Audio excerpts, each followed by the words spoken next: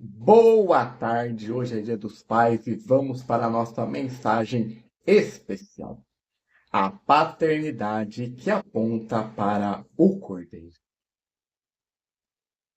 E Abraão disse: Meu filho, Deus proverá para si um cordeiro para a oferta queimada. Então foram os dois juntos. Primeiro livro de Moisés, chamado Gênesis, capítulo 22, versículo 8.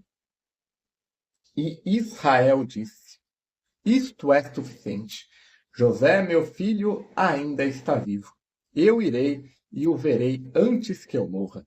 Primeiro livro de Moisés, chamado Gênesis, capítulo 45, versículo 28. E ela dará à luz a um filho, e chamarás o seu nome Jesus, pois ele salvará o seu povo dos seus pecados. Evangelho segundo Mateus, capítulo 1, versículo 21. Todos os anos o calendário separa um dia para os pais. E todos os anos esse dia expõe a mesma ambiguidade no coração humano. Para alguns é um dia de gratidão fácil. Para outros é a reabertura de uma ferida que o tempo não fechou.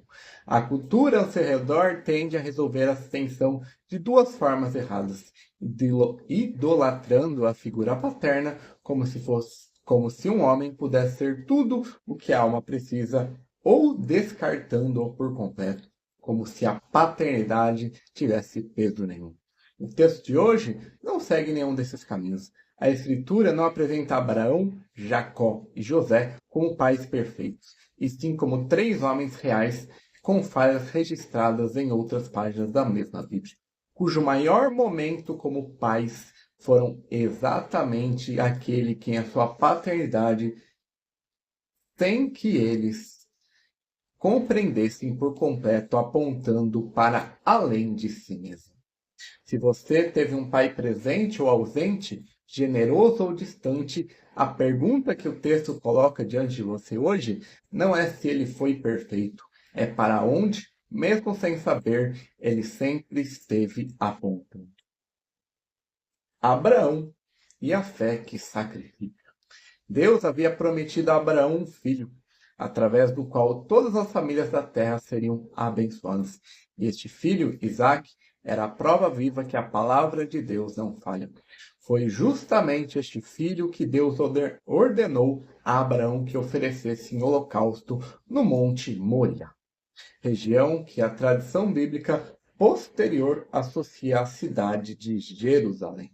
Isaque, já crescido bastante para carregar a lenha do próprio sacrifício, faz uma pergunta que qualquer filho faria diante do altar: onde está o cordeiro? A resposta de Abraão não foi um adiantamento evasivo, foi uma profecia pronunciada por um pai que caminha rumo ao momento mais difícil da sua vida, ainda confiando no caráter de Deus. Ele não sabia como Deus proveria, mas sabia que proveria. Isso demonstra duas ideias populares sobre paternidade. A primeira, que amar como pai significa proteger o filho de todo sacrifício e de toda dor. A segunda é que a fé madura elimina a angústia. Abraão subiu aquele monte angustiado e ainda assim obediente. A paternidade que esse texto ensina não é o que evita o altar, é a que confia no Deus do altar. E há algo mais profundo aqui, algo que Abraão anunciou sem entender inteiramente: o alcance de suas próprias palavras. O mesmo Deus que deteve a mão de Abraão sobre Isaque, não deteve a própria mão sobre o seu filho. Séculos depois, naquela mesma região, o cordeiro que Deus proveria para si foi de fato oferecido. Não um substituto encontrado por acaso em um arbusto, mas o próprio Filho de Deus entregue voluntariamente à morte que você e eu merecíamos. Jacó e a esperança que aguarda.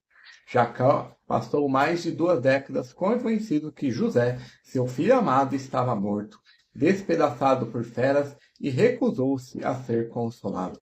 Essa é uma dor que muitos pais e muitos filhos conhecem por experiência. A dor de uma ausência sem explicação, de um relacionamento que parece definitivo perdido. Quando os irmãos de José retornaram do Egito com a notícia impossível de que ele estava vivo, o texto registra que o coração de Jacó desfaleceu, pois ele não conseguia acreditar, só que quando viu as evidências concretas, as carroças enviadas por José, é que seu espírito reviveu, e ele declarou que aquilo já era suficiente para ele, e queria ver o seu filho antes de morrer. Essa cena revela algo sobre esperança paterna que nenhuma fórmula motivacional consegue imitar. Jacó não esperou passivamente e talvez não fingiu a dor que não existia. Ele carregou o luto real durante anos e quando a esperança finalmente se cumpriu, sua resposta não foi triunfalismo, foi um alívio profundo, o suficiente para dizer que aquilo bastava.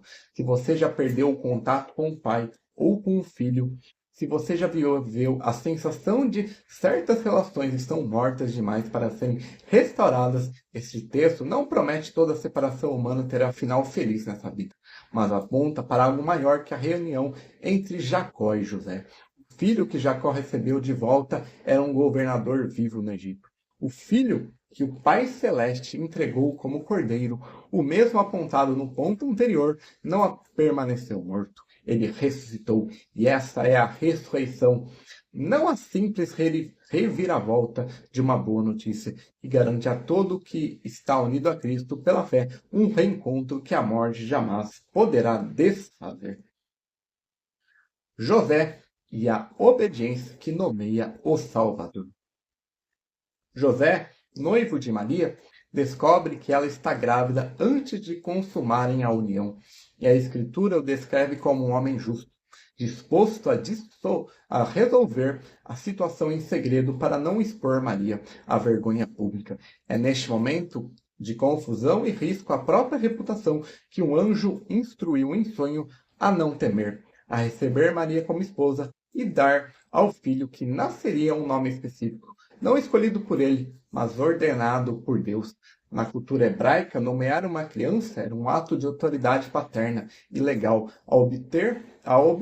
Obedecer e chamar o menino de Jesus, José não apenas cumpriu uma instrução, ele assumiu publicamente a paternidade legal de um filho que não era seu por natureza, inserindo na linhagem de Davi, conforme as antigas promessas exigiam.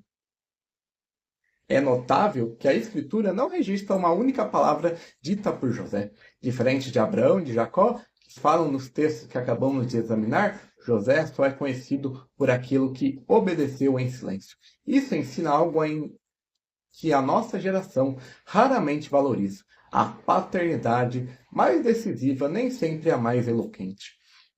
É a mais obediente, mesmo quando obedecer custa reputação, conforto e certezas. E há uma última camada nesse ponto que amarra tudo o que já foi dito. O nome que José foi ordenado a pronunciar não era decorativo. Jesus significa que ele salvará o seu povo de seus pecados. O mesmo cordeiro prometido a Jacó recebeu agora, pela boca obediente de um pai terreno, o nome que resume toda a sua missão. José não gerou o Salvador, José o recebeu, o protegeu e anunciou com seu próprio ato de obediência quem ele era. 3 pais, 3 séculos de distância entre si e uma única linha reta atravessando suas histórias até o mesmo lugar. Abraão confiou que Deus proveriu o cordeiro. Jacó viveu o alívio de um filho que estava morto para ele e voltou a viver. José recebeu obediente o filho que traria a salvação e lhe deu o nome que a define. Nenhum desses 3 homens, por mais admirável que tenha sido sua fé, sua esperança ou sua obediência, foi capaz de salvar quem quer que fosse. Eles apenas apontaram. A paternidade humana, na sua melhor versão, é uma seta, nunca um alvo. O alvo é a cruz, onde o cordeiro que Deus proveu para si, de fato oferecido, onde o filho que parecia perdido para sempre, venceu a própria morte, e onde o nome Jesus se cumpriu integralmente, pois ele salvou e continua salvando todo aquele que nele confia. Se seu pai terreno falhou, esse texto não existe para justificá-lo nem para condená-lo definitivamente diante de você. Existe para lhe mostrar que nenhum pai, por mais fiel que fosse, poderia ter sido o seu salvador. E se seu pai terreno foi tudo que você sempre sonhou, cuidado para não confundir a seta com o alvo. Você não precisa de outro exemplo de sacrifício, de esperança ou de obediência hoje. Você precisa do próprio Cordeiro que estes exemplos anunciaram. Ele já foi oferecido, ele já ressuscitou, e o nome que lhe foi dado ainda salva. A pergunta que fica diante de você não é sobre o seu pai, é sobre o que você fará agora com o filho que o pai proveu. Pai querido, tu és o único pai que nunca falha, cuja fidelidade não depende da nossa memória sobre ti, nem da nossa capacidade de retribuir. Obrigado por teres provido o cordeiro que Abraão anunciou sem compreender inteiramente o alcance de suas próprias palavras. Obrigado por teres ressuscitado dentre os mortos o Filho cuja vida é a única garantia de um reencontro que a morte não pode desfazer.